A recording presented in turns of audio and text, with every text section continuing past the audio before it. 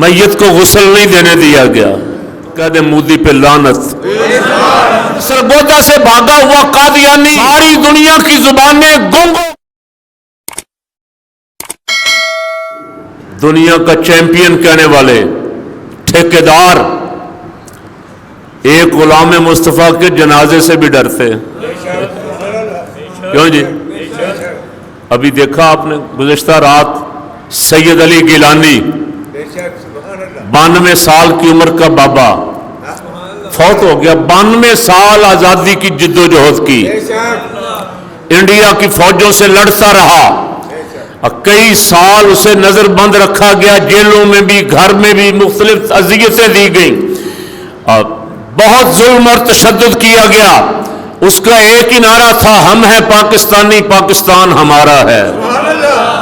یہ نعرہ سنا آپ نے؟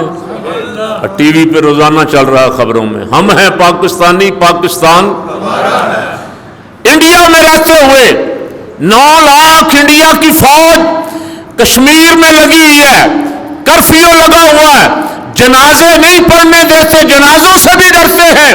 میں نے کہا بدماشو، اپنے آپ کو دنیا کی سپر پاور کہنے والوں، تم تو رسول اللہ کے غلاموں کے جنازوں سے بھی ڈرتے ہو۔ تمہاری بہادری، تمہارا اسلحہ، تمہاری فوج کا ہماری فوج کے مقابلے میں آئے گی تو کیا حال ہوگا؟ تم ہمارے جنازوں سے بھی ڈرتے ہو۔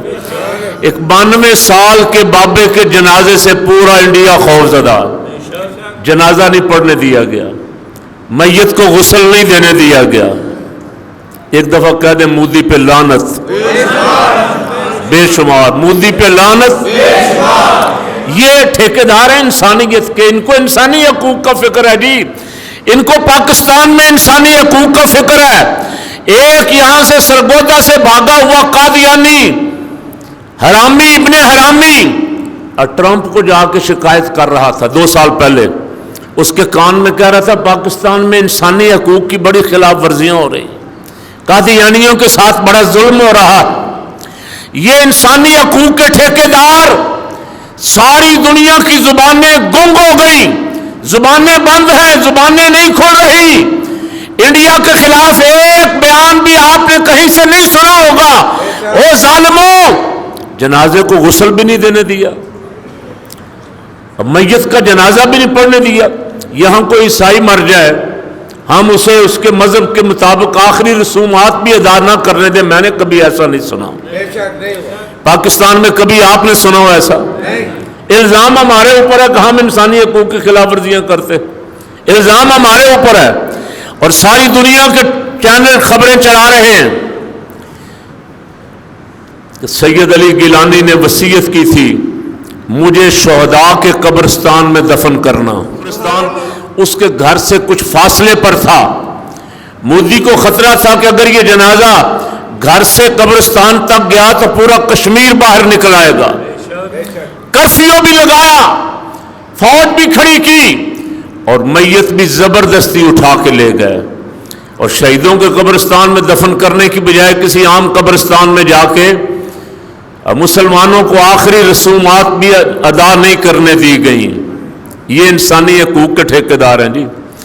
پاکستان کو فیٹف کی لسٹ میں اس لیے رکھا ہوا ہے، پاکستان پہ کچھ 27 شرطیں لگائی تھی، پاکستان نے ساری پوری کر دی، ایک رہ گئی تھی، ایک رہ گئی، آخری وہ کیا تھی؟ وہ یہ تھی جی پاکستانی ان سے پوچھو یہ جو مکان خریدتا ہے اس نے پیسہ کہاں سے لیا ہے، یہ جو بیچتا ہے اس کا پیسہ کہاں گیا ہے۔ یہ پاکستانیوں کے پیور ذاتی معاملات، ان میں انٹرسٹ مغرب کو ہے، وہ کہتے ہیں ان پہ یہ بھی پابندی لگاؤ، اور پھر اس کے بعد پاکستان کو اس لسٹ سے نکالیں گے، فیٹف کی لسٹ سے۔ پہلے اس سے پہلی شرطیں تھیں یہاں انسانی حقوق کی خلاف ورزیاں ہوتی ہیں، یہاں عورتوں پہ ظلم ہوتا ہے، یہاں اقلیتوں پہ ظلم ہوتا ہے، فلاں ہوتا ہے، سب بکواس، جھوٹ۔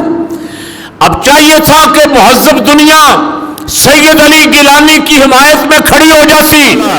مودی انسانی حقوق پامال کرنے والا ظالم ہے، یہ اس مہذب دور میں دنیا کے کسی ملک کا سربراہ نہیں رہ سکتا۔ یہ بیان اقوام متحدہ اگر واقعتاً انسانوں کے لیے بنی ہے تو آنا چاہیے تھا یا نہیں؟ نہیں آیا۔ کوئی آواز کسی طرف سے آپ کو سنائی نہیں دے گی، خاموشی، ایک میت کے ساتھ زیادتی کرنا۔ لیکن علی گیلانی کی قسمت کے قربان جائیں، یہ گیلانی سید جو ہیں یہ غوث پاک کی اولاد ہے۔ جب سے کشمیر پہ قبضہ ہوا وہ مجاہد اس وقت سے لڑ رہا ہے، کشمیر کی آزادی کے لیے لڑ رہا ہے، اور اس کا ایک ہی نعرہ ہے، ہم ہیں پاکستانی، پاکستان ہمارا ہے۔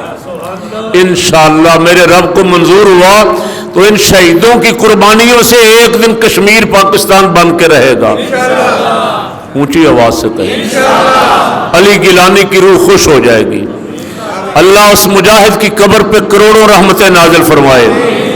شہید اس دار فانی میں ہمیشہ زندہ رہتے ہیں،